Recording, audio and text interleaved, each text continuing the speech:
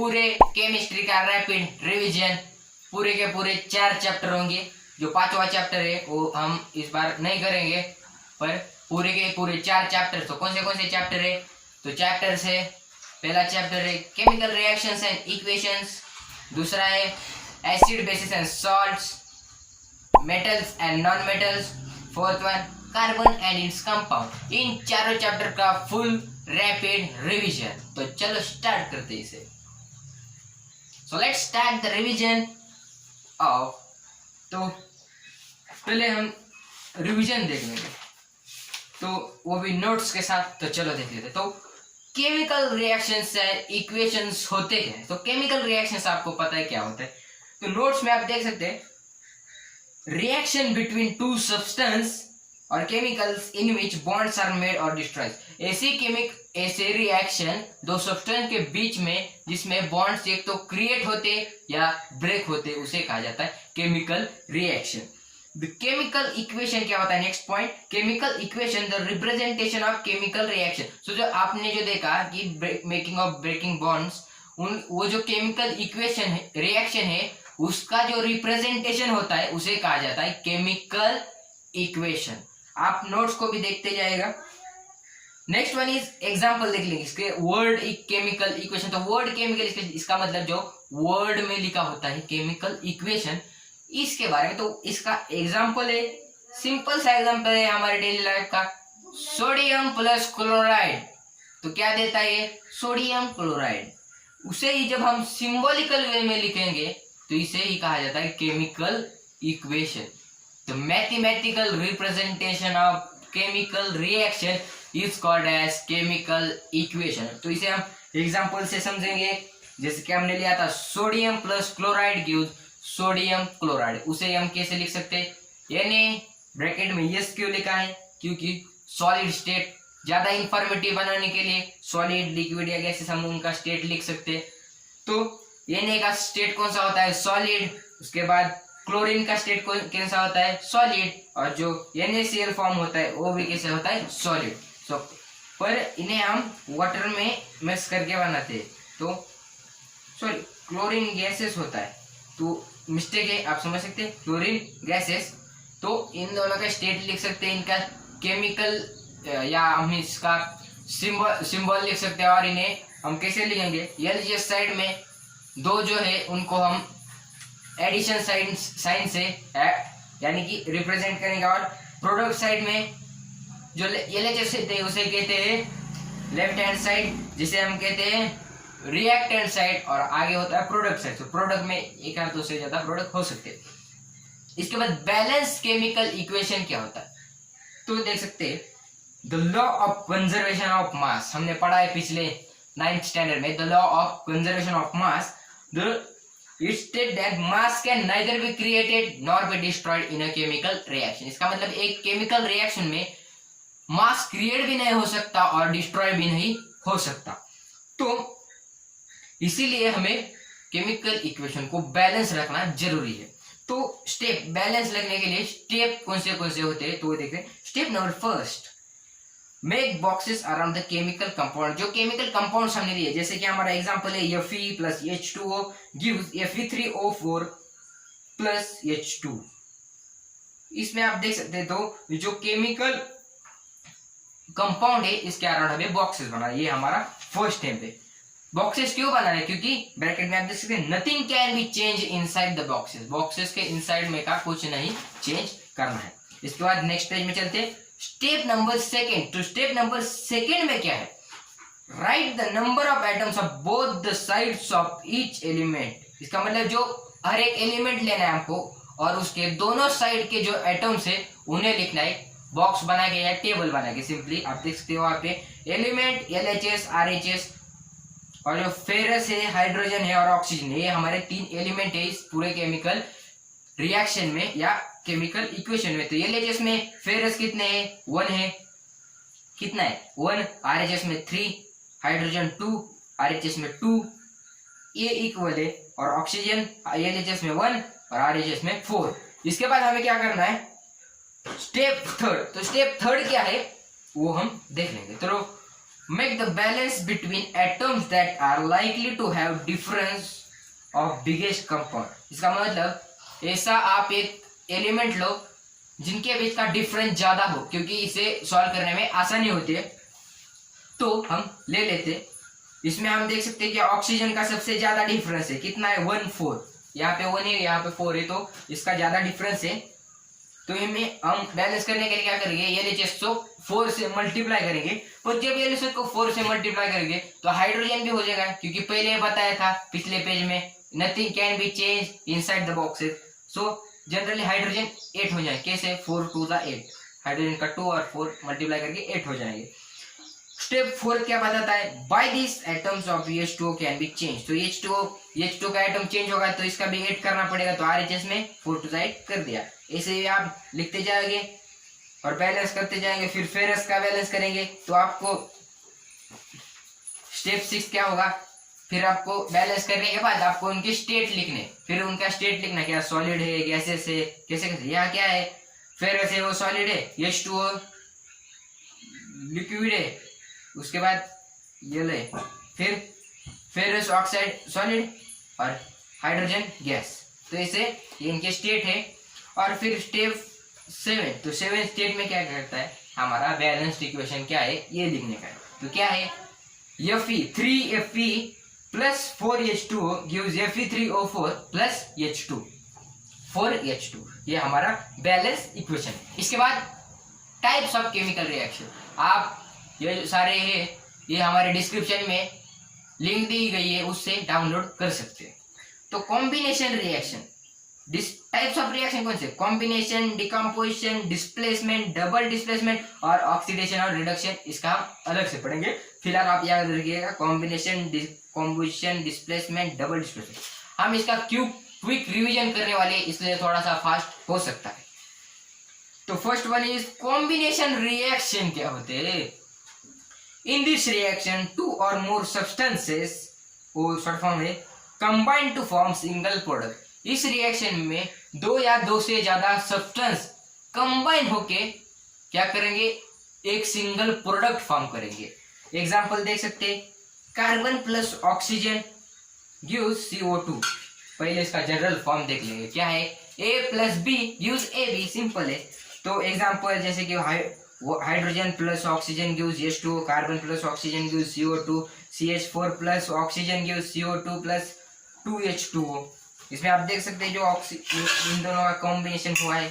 तो ऐसे एग्जांपल्स। इसके बाद जो नेक्स्ट प्रोसेस है, this is decomposition reaction. So what is decomposition reaction, तो इन दिस प्रोसेस और रिएक्शन, ये जो प्रोसेस है या जो रिएक्शन है, इसमें होता क्या है, जो सिंगल कंपाउंड होता है, आपको पता है सिंगल कंपाउंड होते हैं, उस सिंगल कंपाउंड का ब्रेकिंग होता है 2 or more प्रोडक्ट्स में। तो जब सिंगल कंपाउंड का 2 or more प्रोडक्ट्स में ब्रेकिंग होता है तो उसे कहा जाता है डिकम्पोजिशन रिएक्शन। तो डिकम्पोजिशन रिएक्शन में कैसे होता है, generally ABC gives AB plus C या AB gives A plus B। 3 हो सकते हैं या 4 एटम्स हो सकते हैं एक आधे कंपाउंड में। फिर उसे हम डिकम्पोज करके 2 या 2 से ज्यादा एलिमेंट में या कंपाउंड में डिकम्पोज कर देगा, इसे कहा जाता है डिकम्पोजिशन। तो डिकम्पोजिशन रिएक्शन तोड़ना है, किसी चीज को तोड़ना है तो एनर्जी तो चाहिए, आपको पता है एनर्जी की जरूरत होती है तोड़ने के लिए। तो लाइट, इसमें किस किस फॉर्म में एनर्जी आ सकती है, तो ये लाइट, हीट एंड इलेक्ट्रिसिटी। यहाँ पे भी इलेक्ट्रिसिटी आ गई, चलो देख लेंगे। Light, heat and electricity. तो लाइट में क्या होता है, जब लाइट से डिकम्पोजिशन होगी तो उसे कहा जाएगा फोटो डिकम्पोजिशन और फोटोलिसिस, कुछ भी कह सकते हैं। जब हीट से होगी तो उसे कहा जाएगा थर्मल डिकम्पोजिशन, और जब इलेक्ट्रिसिटी से होगी तो उसे कहा जाएगा इलेक्ट्रोलाइसिस। क्लियर है, तो चलो आगे बढ़ते। So decomposition is thermal reaction because it produce or absorb heat। तो ये थर्मल रिएक्शन क्यों है, क्योंकि इसमें एक तो हीट प्रोड्यूस होती है या एब्जॉर्ब होती है। तो यहाँ कुछ पॉइंट दिए गए हैं।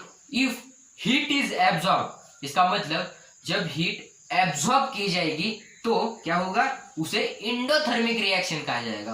और जब हीट रिलीज या इवॉल्व होगी, हीट जब रिलीज होगी बाहर निकल जाएगी, हीट जब दौड़ते हैं तो बाहर निकलते हैं, तो जब हीट रिलीज होगी तो उसे कहा जाता है एक्सोथर्मिक रिएक्शन।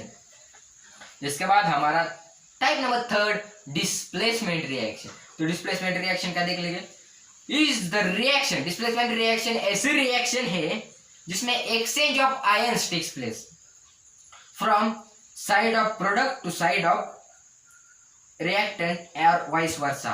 इसमें क्या होता है, AB gives CD, AB plus CD gives AC plus BD या AB plus C gives AC plus B।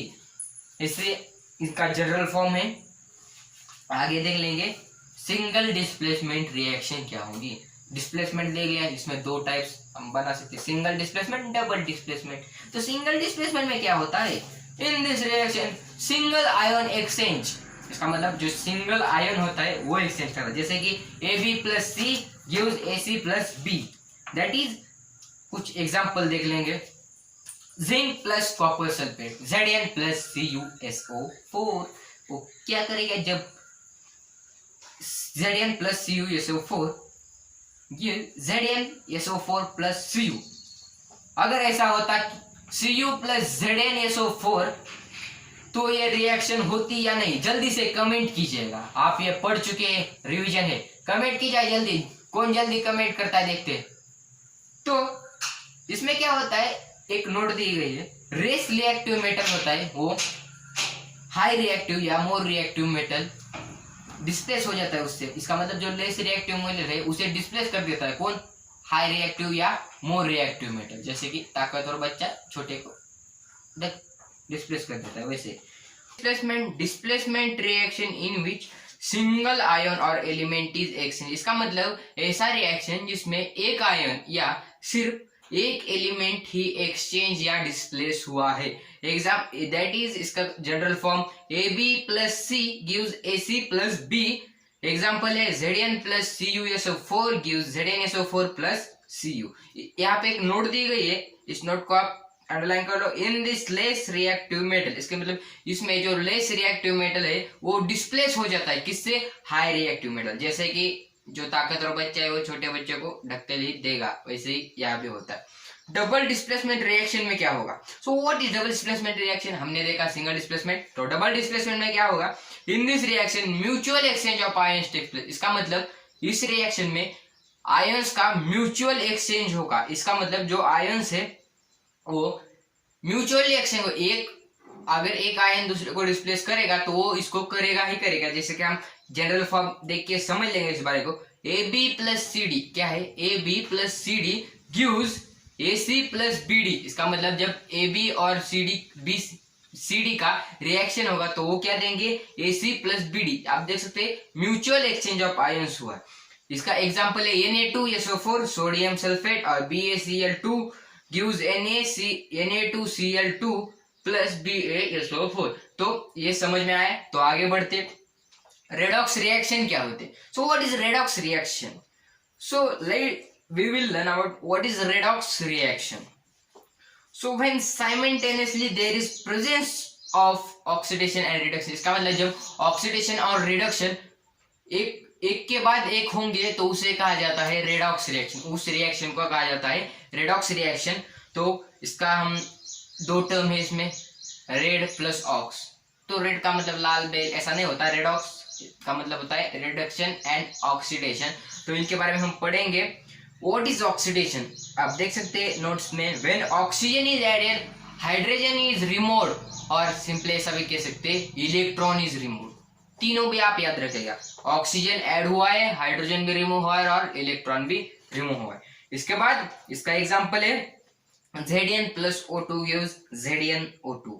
In this Zn is oxidized। इसका मतलब Zn ऑक्सीडाइज हुआ क्योंकि उसमें ऑक्सीजन ऐड हुआ है। अगर हाइड्रोजन रिमूव होता तो भी ये ऑक्सीडेशन नहीं होता। रिडक्शन क्या होता है, इफ ऑक्सीजन इज रिमूव्ड, इसका मतलब जब ऑक्सीजन रिमूव होगा या हाइड्रोजन ऐड होगा या इलेक्ट्रॉन ऐड होगा तो उसे कहा जाता है reduction. The example of reduction is 2H2O gives H2 plus O2। इसका मतलब जब वाटर है उसे जब हम ब्रेक करेंगे या सिंपली डिकम्पोजिशन रिएक्शन, तो वाटर का रिड्यूशन किसमें होगा, हाइड्रोजन और ऑक्सीजन में। तो डेली लाइफ के कुछ इफेक्ट देख लेंगे ऑक्सीडेशन के।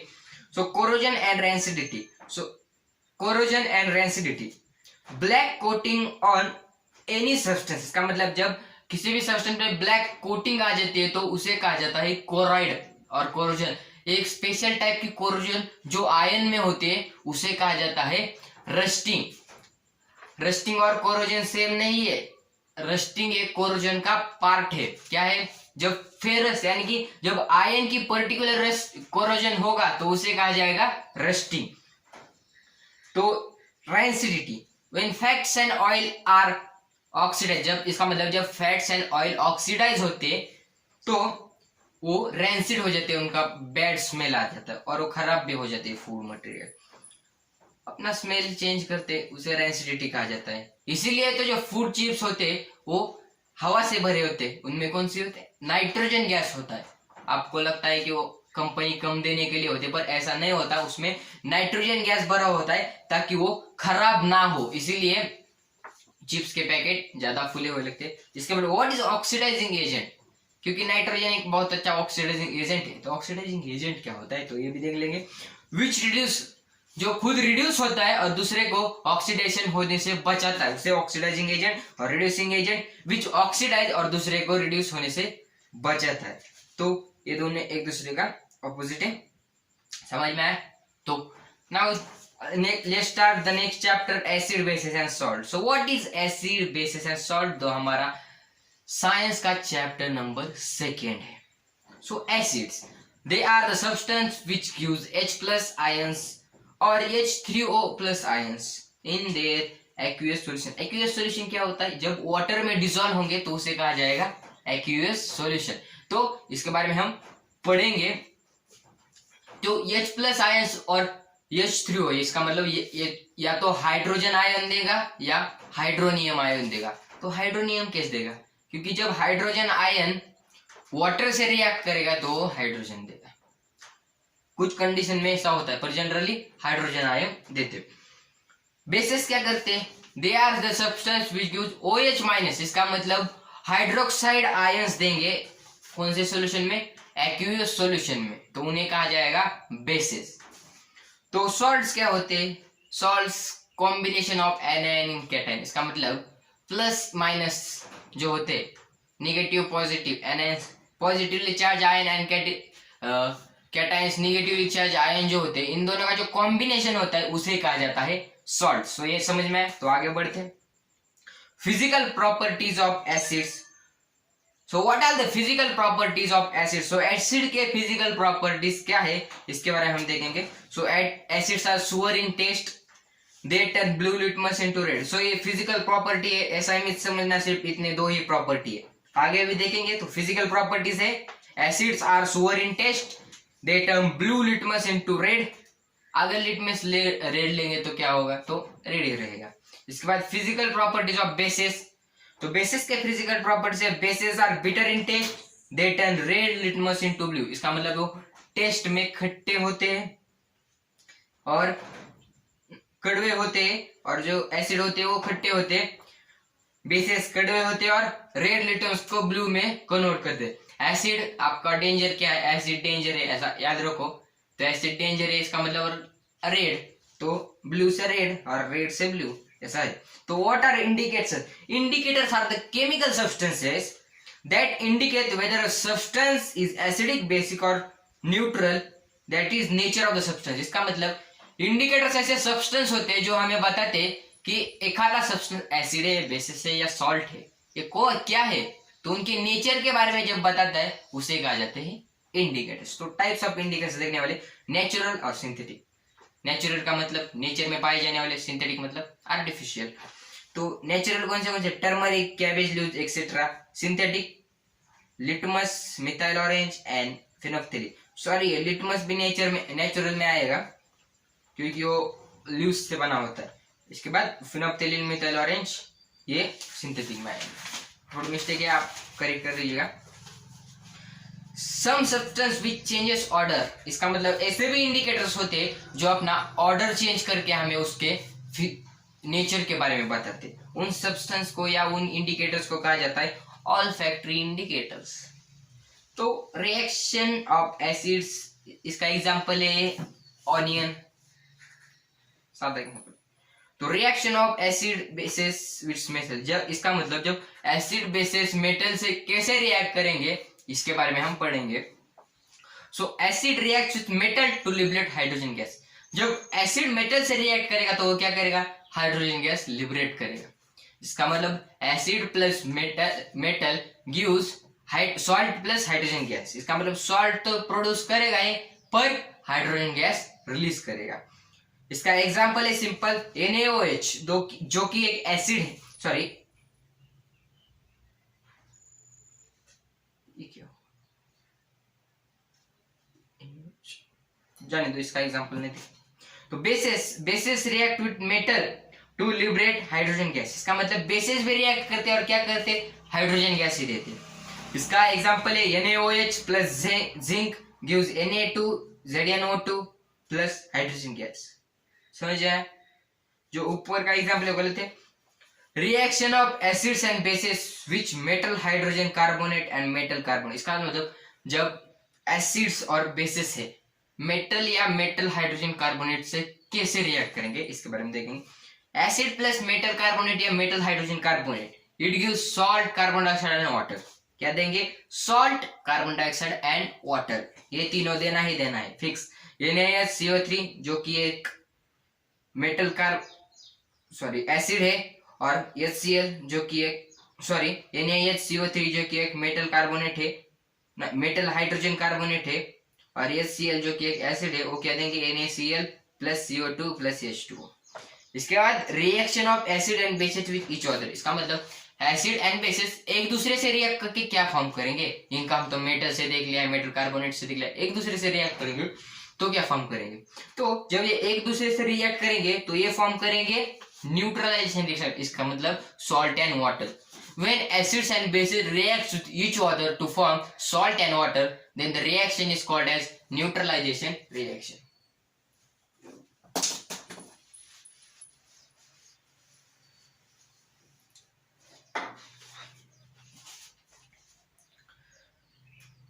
तो समझ में आया, तो आगे बढ़ते हैं। Reaction of metallic oxide with acids. इसका मतलब जब मेटालिक ऑक्साइड्स और एसिड का रिएक्शन कैसा होगा। तो metallic oxide generally basic nature में बेसिक होते, तो याद रखिएगा metallic oxide plus acid gives salt and water. Metallic oxide basic है तो बेस प्लस एसिड, वही रिएक्शन हुआ सॉल्ट एंड वाटर। और इसके बाद non metal oxide plus base, non metal oxide acid होता है, बेस से रिएक्ट करेगा तो सॉल्ट एंड वाटर, वैसे ही फॉर्म करेगा। आगे बढ़ते, all acid produce H hydrogen gas with reacting with metal. इसका मतलब जब सारे एसिड जब हाइड्रोजन गैस से रिएक्ट करेंगे तो मेटल से रिएक्ट करेंगे तो हाइड्रोजन गैस ही फॉर्म करेंगे। तो इससे हमें क्या पता चलता है, acids are proton accept donor और बेसिस आर प्रोटॉन एक्सेप्टर। इसका मतलब एसिड प्रोटॉन डोनेट करते, और प्रोटॉन का मतलब इलेक्ट्रॉन ही होता है, प्रोटॉन डोनेट नहीं करते क्योंकि सेंटर में होता है, पर हम कह सकते हैं। और बेसिस आर प्रोटॉन और इलेक्ट्रॉन एक्सेप्टर। तो acid plus base gives salt plus water. इसमें क्या होता है, HM प्लस XOH। इसका मतलब हाइड्रोजन तो पहला एसिड प्लस बेस, H और M ये दोनों कंबाइन होकर सॉल्ट फॉर्म करेंगे और ये रिमेनिंग वाटर फॉर्म करेंगे। What is strong acid. So इसमें हमने देखना है कि स्ट्रॉन्ग एसिड क्या होते हैं। So an acid which gives more H plus ion. इसका मतलब ये अपने सॉल्यूशन में ज्यादा H प्लस आयन देंगे, उसे कहा जाता है स्ट्रॉन्ग एसिड। और स्ट्रॉन्ग बेस, इसका सिर्फ OH माइनस आयंस ज्यादा डिसोसिएट करेंगे, उन्हें कहा जाएगा strong base. Adding of acid and water. इसका मतलब जब हमें डाइल्यूशन करना है, द प्रोसेस ऑफ डाइल्यूशन। इसका मतलब the process of decreasing of H plus ions या simply the capacity of acid, और इसे ऐसा भी कह सकते हैं एडिंग ऑफ वाटर, इसे कहा जाता है प्रोसेस। तो process of adding water with acid. तो क्या करना है हमें, acid should be added with water. इसका मतलब वाटर लेना है उसमें थोड़ा थोड़ा एसिड ऐड करके स्टीर करना है। ऐसा नहीं कि एसिड लिया और उसमें वाटर डाल लिया, तो इससे हार्मफुल हो जाए, क्योंकि वो एक्सोथर्मिक रिएक्शन है, तो इसमें से बहुत सारा हीट निकलेगा जो हमारा फेस भी बर्न कर सकता है, इसलिए। इसके बाद द यूनिवर्सल इंडिकेटर पीएच। सो हमने बचपन से पढ़ा है, कहा ना कहीं तो देखा है, पीएच का नाम तो आपने सुना ही होगा। So it is made from different colours, इसका मतलब डिफरेंट कलर से बने हुए थे पीएच स्केल, और एक पीएच पेपर होता है। जनरली हमें पीएच पेपर को डीप करके उस कलर के साथ मैच करके देखना होता है कि वो कौन सा है। तो पीएच का रेंज स्केल बिटवीन 7, इसका मतलब जब इतने होते 14 सेगमेंट, जब 7 पे आएगा तो न्यूट्रल, 7 से कम होंगे तो एसिडिक, 7 से ज्यादा होंगे तो बेसिक। तो पीएच के एडवांटेजेस क्या है? First, the pH tells about the nature of substance, इसका मतलब पीएच हमें सब्सटेंस कैसा है इसके बारे में बताता है। उसके बाद pH tells about the strength and weakness of acid और बेस, ये सिर्फ उनका नेचर ही नहीं बताता, ये भी बताता है कि वो कितने स्ट्रांग है, वीक है, उनके नेचर के बारे में और उनके स्ट्रेंथ और वीकनेस के बारे में भी हमें पीएच से पता चलता है। PH tells about the number of hydrogen ions और OH minus ions dissociate in the substance, इसका मतलब एक आध सब्सटेंस में कितने H प्लस आयंस या हाइड्रोनियम्स के आयंस या हाइड्रोक्साइड के आयंस डिसोसिएट हुए हैं, इसके बारे में भी हमें पीएच स्केल से पता चलता है। तो importance of pH in everyday life, हमारे एवरीडे लाइफ में पीएच का क्या इम्पोर्टेंस है? तो effect of pH on plants and animal, तो प्लांट्स एंड एनिमल में पीएच चेंज का क्या इफेक्ट होता है इसके बारे में हम देखेंगे। Due to some atmospheric conditions the rain become acid that if it pH changes below 5.6, इसका मतलब अगर किसी एटमॉस्फेरिक कंडीशन से जो रेन होता है उस रेन वाटर का अगर pH 5.6 से नीचे आ गया किसी ऑक्सीजन के मिक्स होने से या किसी सब्सटेंस से मिक्स होने से, तो उस रेन को एसिडिक रेन कहा जाता है, जो कि हार्मफुल होता है। हमें पता है कि ताजमहल की जो शाइनीनेस है वो क्यों डिक्रीज हो रही है, because of the acid rains. इसका मेन रीजन है pollution. Use of pH in digestion system, तो डाइजेस्टिव सिस्टम में पीएच का क्या है? हमें पता है जब भी हमारे इसके बारे में हम पढ़ेंगे कि हमारे बॉडी में HCl रिलीज होता है, पर जब भी इस HCl की एसिडिटी बढ़ेगी तब हमें एसिडिटी फील होगी, इसीलिए हम बेसिक कौन सा भी पाउडर लेंगे वो न्यूट्रलाइज करके हमें आराम देगा। टूथ डीके में क्या है? अगर टूथ डीके में 5.5 से भी कम पीएच हुआ तो उसे हमें टूथ डीके होता है, इसका मतलब दांत खराब हो जाते हैं।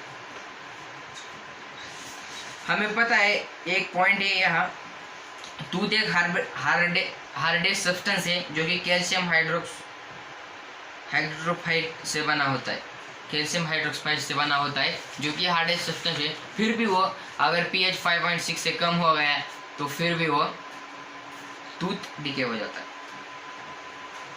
तो हम देखने वाले हैं by the process of breaking of food into mouth bacteria produce acid, इसका मतलब हम जब खाना खाते, अगर खाने के बाद कुछ फूड हमारे दांत में अटक गए तो साफ नहीं किया तो क्या होगा? जो बैक्टीरिया है वो इसे च्यू करते समय, इसका मतलब जब बैक्टीरिया फूड खाते होंगे तो उस टाइम वो कुछ एसिड रिलीज करेंगे जिससे हमारे टूथ डीके हो सकता है। पर इससे बचने के लिए हम टूथपेस्ट लगाते हैं जो कि बेसिक होता है नेचर में। जब टूथपेस्ट हम लगाएंगे जो कि बेसिक है नेचर में, तो उससे क्या होगा? वो एसिड से रिएक्ट करके सॉल्ट एंड वाटर फॉर्म करेगा। तो सेल्फ डिफेंस और पीएच एनिमल्स के सेल्फ डिफेंस में यूज होता है, क्योंकि जब animals acid causing pain sting में होता है उनके कौन सा methanoic acid and methanoic acid होता है इनके स्टिंग में, जो वो स्टक करते हैं उसमें मेथेनोइक एसिड होता है जो कि हमें बहुत। So next concept is about in this chapter is about salt. So इसके बारे में हम सॉल्ट के बारे में सारा कुछ पढ़ेंगे। तो सॉल्ट्स क्या होते हैं? So salts are generally combination of cations and anion, इसका मतलब जो कैटाइन होते हैं और जो एनाइन होते हैं इनके कॉम्बिनेशन को हम सॉल्ट कहते हैं। कैटाइन एंड अनाइन क्या है? पॉजिटिव और नेगेटिव, इनकी कॉम्बिनेशन को हमें पॉजिटिव चार्ज आयन और नेगेटिव चार्ज आयन के कॉम्बिनेशन को सॉल्ट कहा जाता है। तो सॉल्ट का पीएच जनरली कैसा होता है? इसका मतलब हम जनरल देखेंगे सॉल्ट के नेचर के बारे में। तो सॉल्ट बेसिक हो सकता है, न्यूट्रल हो सकता है और एसिडिक भी हो सकता है। तो हमें पता है अबव 7 बिलो 7 एट द 7, तो ये पता ही है, आगे बढ़ते। एसिडिक सॉल्ट कब फॉर्म होगा? जब स्ट्रॉन्ग एसिड वीक बेस से रिएक्ट करेगा तो एसिडिक सॉल्ट फॉर्म होगा, प्लस वाटर तो सब में निकलेगा ही। जब strong acid and strong base होगा तो न्यूट्रल सॉल्ट, क्योंकि ये एक दूसरे को ये कैंसिल करेंगे। इसके बाद जब weak acid and strong base react करेंगे तो ये बेसिक सॉल्ट फॉर्म करेंगे। Now let's learn about a type of particular salt, sodium chloride. तो सोडियम क्लोराइड एक प्रकार का सॉल्ट है, NaCl, combination of hydrochloric acid and sodium hydroxide. NaOH plus HCl gives NaCl plus H2O. Large crystal of sodium chloride is brown due to impurities called rock salt. Rock salt क्या होता है? जो large impurities होती है जब sodium chloride में, तो उसे रॉक सॉल्ट कहा जाता है। केमिकल्स फ्रॉम कॉमन सॉल्ट, इसका मतलब जो कॉमन सॉल्ट है NaCl, उनका रिएक्शन करके हम कुछ केमिकल्स निकालेंगे। तो उस केमिकल्स के बारे में देखें, sodium hydroxide, baking soda, washing soda, bleaching powder and POP, plaster of Paris. इन सब के फॉर्मूले भी याद रखिएगा। Sodium hydroxide NaOH, baking soda NaHCO3, washing soda Na2CO3, bleaching powder CaOCl2 और प्लास्टर ऑफ पेरिस CaSO4.12H2O। ना तो पहले से देखते NaOH का। बाय पासिंग इलेक्ट्रिसिटी, जब हम NaCl से इलेक्ट्रिसिटी पास करेंगे तो ये डिसोसिएट हो जाएगा NaOH के आयंस में। वेरी यूज एलिमेंट, इसका मतलब इसका बहुत ही यूजफुल एलिमेंट फॉर्म होगा NaOH। This is done by, तो इसे क्लोर अल्कली प्रोसेस से हम देखते हैं, जो कि हम पढ़ने वाले क्लोर अल्कली प्रोसेस। आपको उसके बारे में तो पता ही होगा, आप टेक्स्ट बुक में इसकी एक्टिविटी देख सकते हैं। तो क्लोर अल्कली प्रोसेस होती क्या है, इसके बेसिक कंसेप्ट देखेंगे। तो क्लोर अल्कली प्रोसेस ऐसी प्रोसेस होती है जिसमें क्लोरीन और अल्कलीन बेस फॉर्म होता है। तो next is bleaching powder. So bleaching powder is produced by exchange of chlorine on dry slaked lime. इसका मतलब जब ड्राई स्लेक्ट लाइम पे हम क्लोरीन का एक्शन करेंगे तो वो क्या फॉर्म करेगा? Bleaching powder. क्या फॉर्म करेगा? Bleaching powder CaOCl2। आप देख सकते फॉर्मूले में दिया गया क्लोरीन Cl2 और स्लेक्ट लाइम क्या होता है CaOH, उससे H निकल जाएगा CaOCl2 फॉर्म होगा। तो इसके कुछ यूजेस देख लेंगे।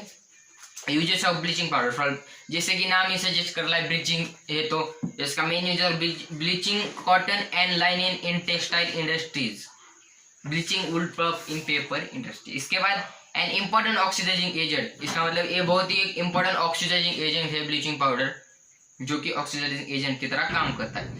नाउ ब्लीचिंग पाउडर इज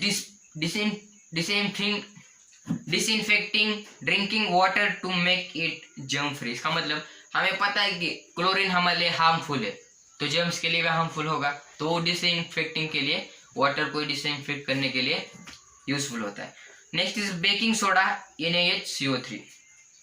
तो use as an anti acid, इसका मतलब इसका यूज एंटी एसिड की तरह यूज हो जाता है इसका। फिर एंटी एसिड की तरह क्यों यूज करते हैं? क्योंकि ये क्या है? बेसिक सॉल्ट है। इस सॉल्ट का नेचर कैसा है? बेसिक, इसलिए एंटी एसिड की तरह इसका यूज किया जाएगा। Next is use in soda fire extinguisher. इसका मतलब जो हमारे फायर एक्सटिंग्विशर होते हैं, इनमें एक पर्टिकुलर टाइप होता है सोडा फायर एक्सटिंग्विशर, इसमें इसका यूज किया जाता है। यूज्ड फॉर हाउस होल्ड, इसका मतलब घर में भी हम बेकिंग सोडा का यूज करते हैं, आपको पता ही होगा। वॉशिंग सोडा का क्या यूज होता है? Na2CO3.10H2O। तो 10H2O क्या है? ये वाटर ऑफ क्रिस्टलाइजिंग, इसका मतलब ये मिक्स नहीं होती वाटर उससे। तो यूजेस देख लेंगे हम इसके क्या है। यूज इन ग्लास, सोप और paper industry. So paper, glass और सोप इंडस्ट्री में इसका मेजर यूज हो जाता है। फिर मैन्युफैक्चरिंग ऑफ सोडियम कंपाउंड, जो सोडियम का एक कंपाउंड है जिसे बोरेक्स कहा जाता है, इसके मैन्युफैक्चरिंग में भी इसका एक बहुत बड़ा योगदान है, ऐसा भी कह सकते हैं। Used as cleaning agent for domestic purposes. इसका मतलब हमारे घर में कुछ साफ करने के लिए क्लीनिंग एजेंट की तरह भी इसका यूज किया जाता है। और जो वाटर की हार्डनेस है उसे निकालने के लिए, तो वाटर की हार्डनेस क्या? वाटर हार्ड होता है ऐसा नहीं होता, पर वाटर में कुछ डिजोल्व नहीं हो पाता उस समय, तो उसे सॉफ्ट करने के लिए हम क्या करते हैं, उसमें सोप पर्टिकुलर डिजोल्व नहीं होता, पर जब हम वॉशिंग सोडा ऐड करेंगे तो सॉफ्ट वाटर बन जाएगा और उसमें ऐड हो सकता है। Last is POP। So CaSO4.12H2O, इसे ऐसे भी कह सकते हैं 2CaSO4.H2 हाफ नहीं है, पर 2 POP के मॉलिक्यूल एक वाटर का मॉलिक्यूल करेगा। तो जब हीट गैस पंप जो कि होता है उसे जब हम हीट करेंगे 373 केल्विन पर, तो उससे क्या फॉर्म करेगा, हमें कैल्शियम सल्फेट हेमीहाइड्रेट, इसे ही कहा जाता है POP यानी कि प्लास्टर ऑफ पेरिस। ना इसका यूजेस क्या है हम देख लेंगे। बाय डॉक्टर्स जब हमें कोई ब्रेक यानी कि जब बोन ब्रेक हो जाता है तो उसे ज्वाइन करने के लिए हमें POP का डॉक्टर यूज करते, और व्हाइट वॉशिंग में भी इसका बहुत बड़ा यूज होता है। ना एक डिड यू नो है आपके लिए, an alkali is a base that dissolve in water as all bases did not. इसका मतलब एक अल्कली एक ऐसा बेस होता है जो वाटर में डिसॉल्व होता है पर बाकी के बेसेस नहीं होते, इसीलिए इसे अल्कली कहा जाता है। अल्कली आर सो पिटोटस bitter for taste and corrosive for us. इसका मतलब वो हमारे लिए हार्मफुल है, टेस्ट जो है बिटर है, एसिड बाकी बेसेस की तरह, पर ये सोपी होती है, स्लिपरी। इसका मतलब जब हाथ में लेंगे तो फिसल जाएंगे। Atmosphere of Venus is made of thick clouds of sulphuric acid which lead to absence of life. तो वेनस पे बहुत ही सल्फ्यूरिक एसिड का बहुत ही ज्यादा इम्पैक्ट है। इसका मतलब एटमॉस्फेयर में बहुत ही ज्यादा सल्फ्यूरिक एसिड है, इसलिए वहाँ पे क्या है, वहाँ पे लाइफ नहीं है नहीं है। Now next is metals and non metals. तो इसके बारे में हम पढ़े। Now next chapter metals and non metals. So ये बहुत ही इंपॉर्टेंट चैप्टर है, इसमें से कुछ पार्ट डिलीट हो गया है फॉर 2021 में डिलीट पार्ट हुआ है, ऑकरेंस ऑफ मेटल्स ये डिलीट हो गया, तो वो हम नहीं पढ़ेंगे। Physical properties of metals and non metals. तो मेटल्स एंड नॉन मेटल्स के फिजिकल और केमिकल प्रॉपर्टीज इस रिवीजन में हम पढ़ेंगे। तो मेटल्स की फिजिकल प्रॉपर्टीज देख लें। They are hard, rigid and generally solid. तो हार्ड क्या होते हैं, इसका मतलब वो हार्ड है, रिजिड और हार्ड दोनों सेम ही है, और सॉलिड स्टेट में होंगे। फिर they are ductile, sonorous and रस्चरस।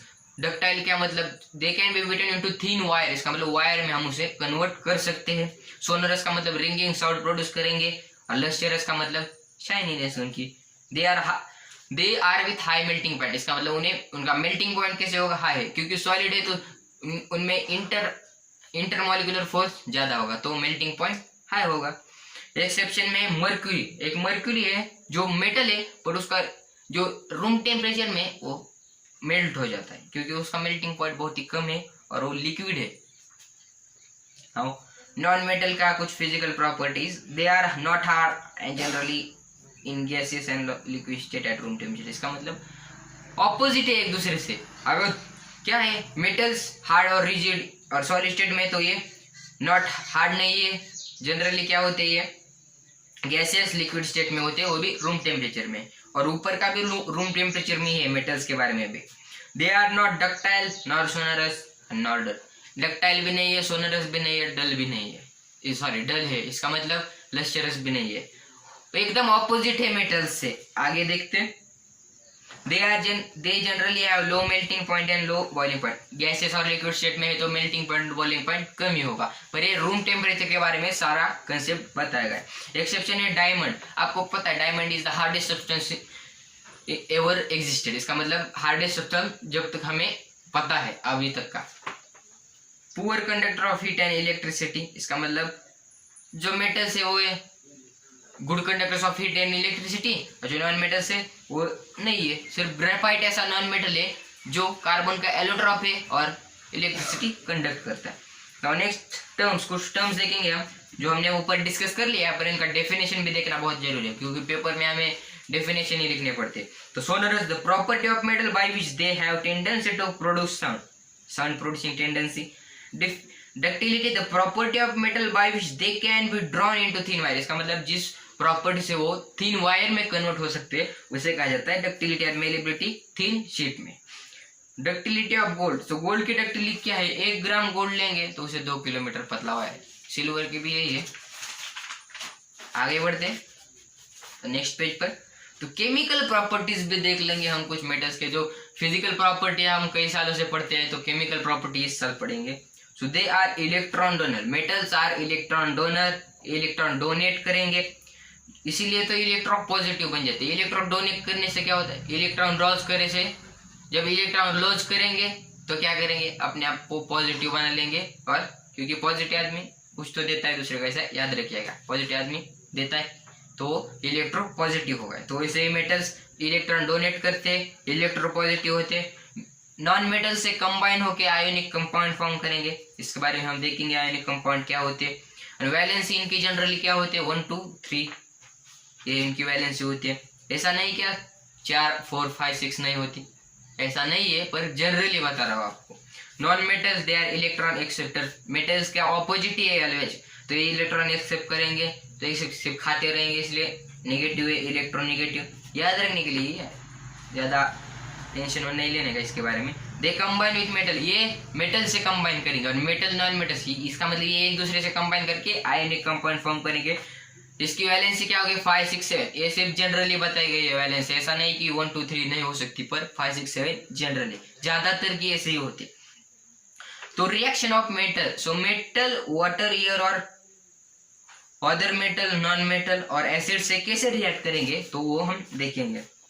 तो वाटर से रिएक्ट करके मेटल क्या फॉर्म करेंगे, मेटल प्लस हाइड्रोजन गैस, इसका मतलब metal oxide plus hydrogen gas, वो हाइड्रो कट किया गया है।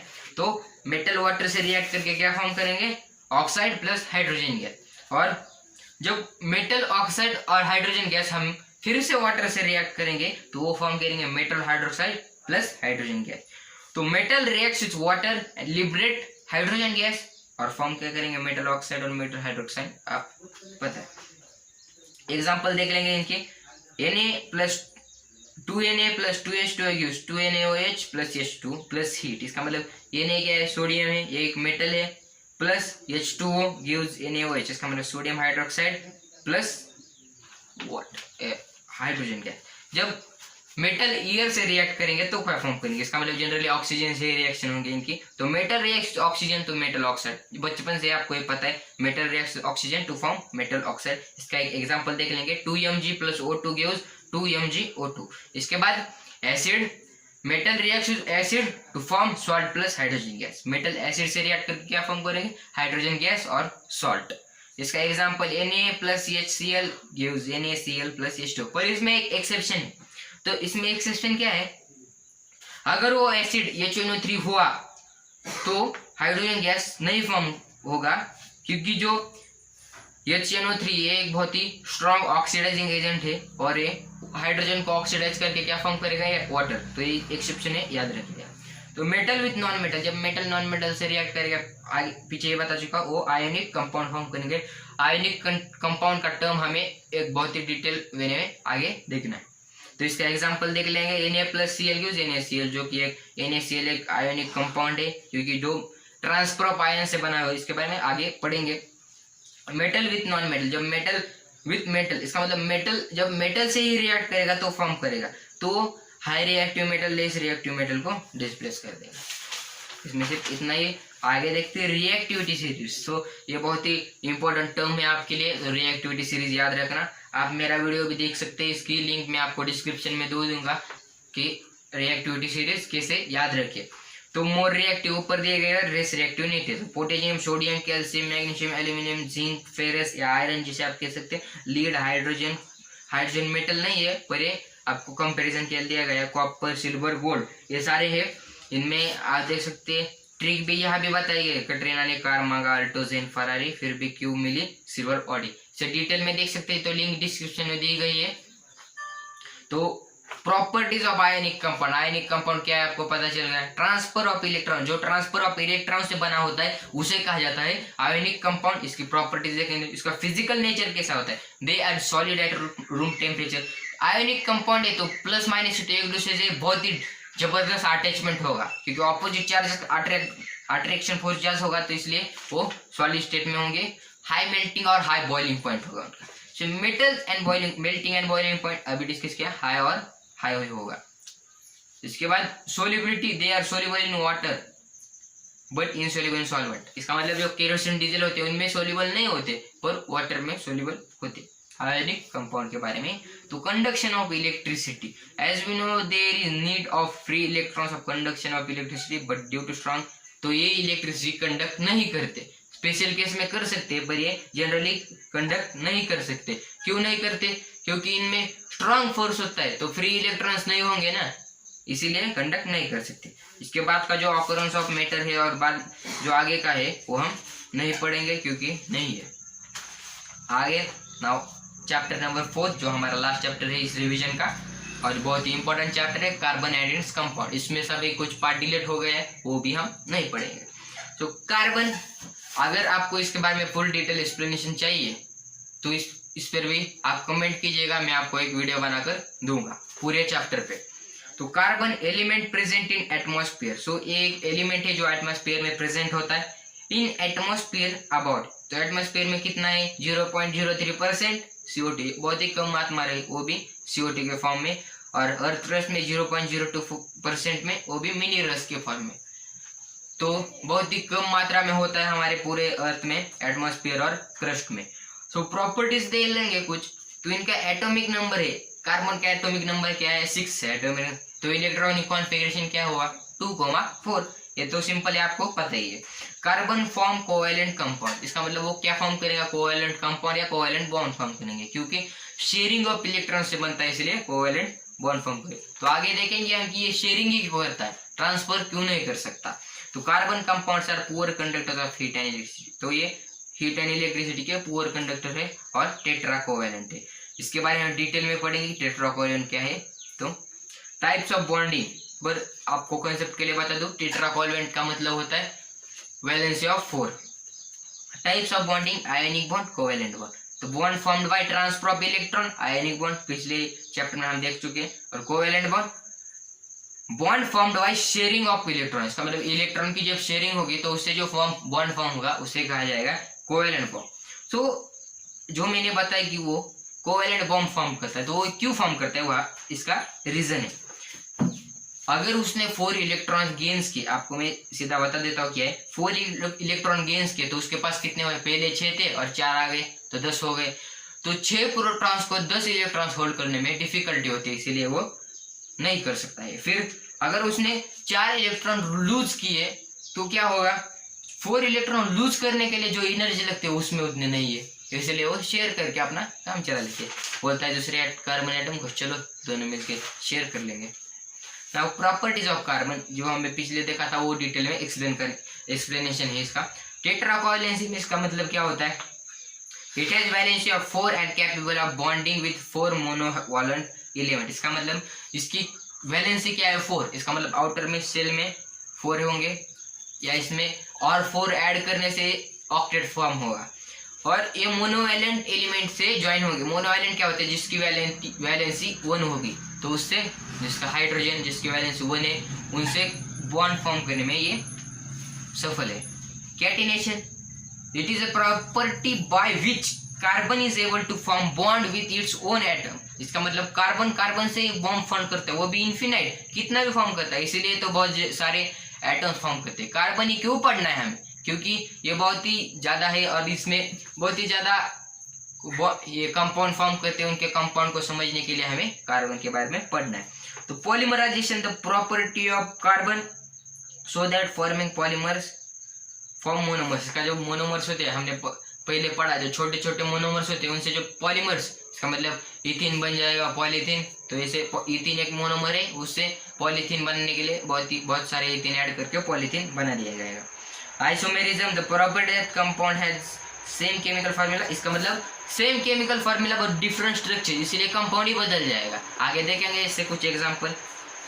Now the Lewis dot structure, ये क्या होता है, लुईस डॉग स्ट्रक्चर कहाँ से आ गया, तो इसके बारे में हम देखेंगे। इसे आप पेंसिल से ड्रॉ कीजिएगा, सर्कल ठीक से ड्रॉ कीजिएगा, पहले सर्कल मत ड्रॉ कीजिएगा, आपको ये सारा पता है। Sharing of electron, so electron की शेयरिंग होगी सिंगल पेयर में, क्या होगा आप देख सकते हैं, सिंगल पेयर में कार्बन, आप यहाँ पे देख के सिर्फ ये स्ट्रक्चर देख लेंगे, डबल पेयर ट्रिपल पेयर, ये एक्सप्लेन करने में इतना कुछ नहीं है, पर आप देख सकते हैं ये कैसा है।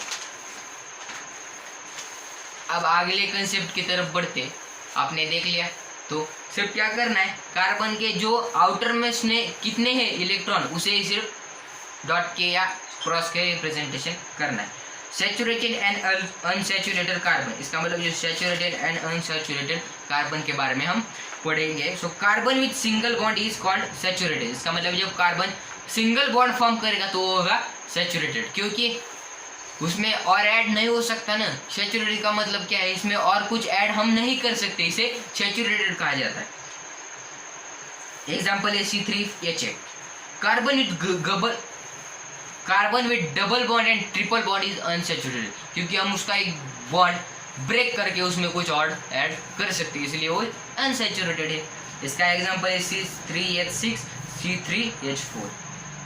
अल्कलाइन, अल्कलीन एंड अल्कलाइन, ये अल्केन, अल्कीन और अल्कलाइन, ये तीनों है जो अल्केन है। ANE single bond, ENE double bond, YNE triple bond, ये सिर्फ याद रखना है।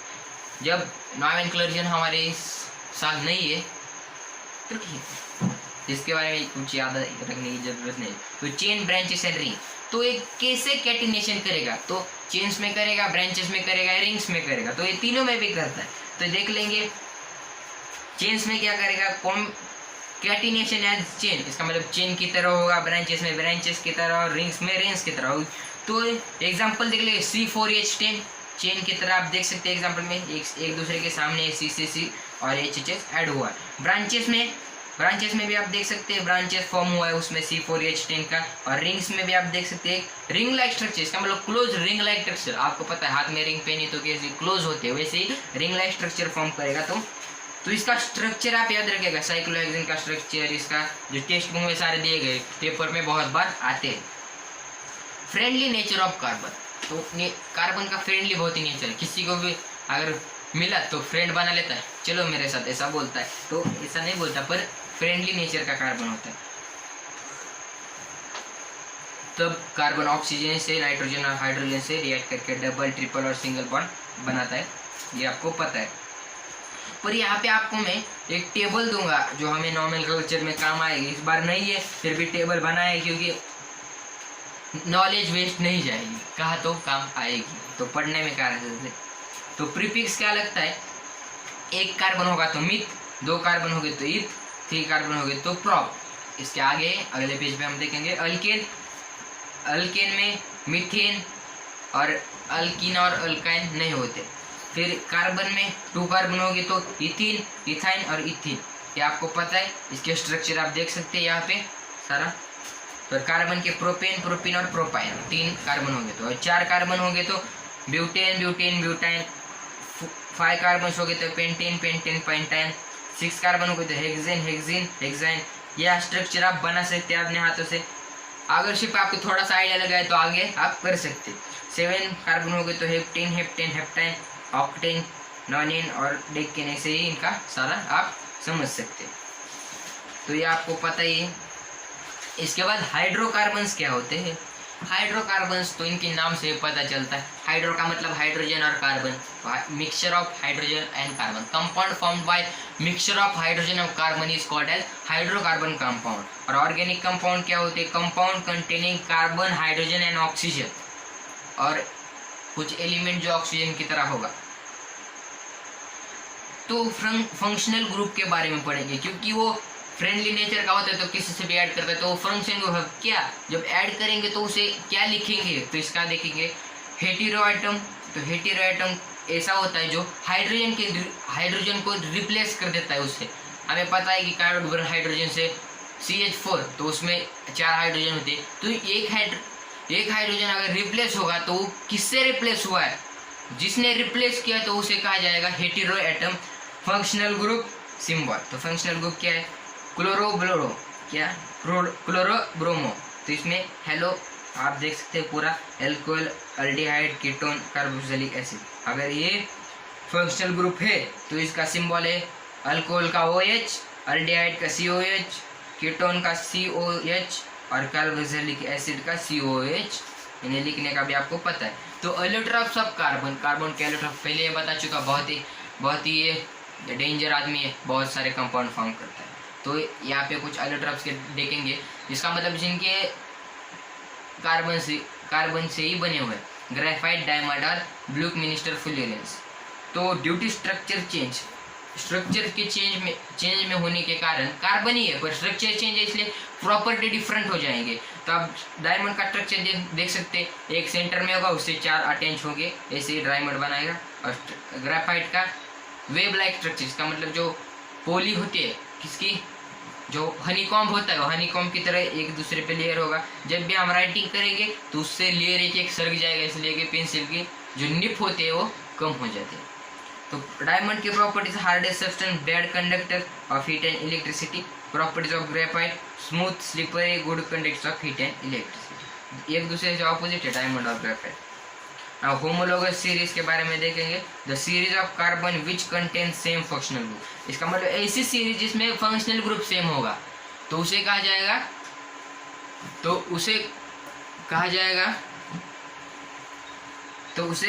तो होमोलोगस सीरीज ऐसी सीरीज होती है जिसमें फंक्शनल ग्रुप सेम होते हैं। तो आप देख सकते CH4OH, C2H6OH, C3H8OH, सब में OH आया है, जैसे फंक्शनल ग्रुप सेम है, इसलिए ये होमोलोगस सीरीज। नोमेनक्लेचर का आइडिया दे सकता है आपको कुछ, तो लूर से identify the number of carbon, इसका मतलब नंबर ऑफ कार्बन देखने हमें कितने। In case of functional group it is given, indicate the name in suffix. अगर फंक्शनल ग्रुप दिया है तो आप देख सकते हैं आगे, chain is inserted the double bond. तो अनसेचुरेटेड है तो सिंगल बॉन्ड ENE YNE, ये ठीक से लिखना है। नीचे आप देख सकते हैं क्लास कैसा है, प्रीफिक्स क्या लगाना है, ये सब आप देख सकते हैं। तो गोल्डन रूल से कुछ IPSC के, ये भी हम गोल्डन रूल्स देखते हैं। The longest chain of carbon to be taken, इसका मतलब जब जो कार्बन की लॉन्गेस्ट चेन है उसे ही हमें लेना है, इट इज ऑक्टेन। तो ये ऑक्टेन है, आप देख सकते हैं इसमें कार्बन की चेन कितने 1 2 3 4 5 6 7 और 1 2 3 4 5 6 7 8। अगर हम ऐसे काउंट करेंगे तो 8 होंगे, ऐसे 7 होंगे। तो लेना क्या है इस वक्त, तो हमें 8 लेना पड़ेगा, तो ये है ऑक्टेन।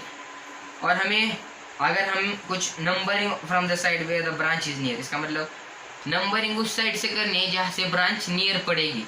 तो नियर कहाँ से पड़ेगी, यहाँ से, इस साइड से, तो हम ये 1 यहाँ से रिप्रेजेंट करेंगे। और यहाँ पे हमारे सारे केमिस्ट्री के चैप्टर्स खत्म हो गए हैं। अगर आपको नोट चाहिए तो आप डिस्क्रिप्शन से ले सकते हैं। तो मिलते हैं अगले वीडियो में, तो बाय बाय। अगर वीडियो अच्छा लगे तो लाइक करना मत भूलिएगा, शेयर कीजिए और मेरे चैनल को सब्सक्राइब कीजिएगा। तो thank you for watching the video, bye bye.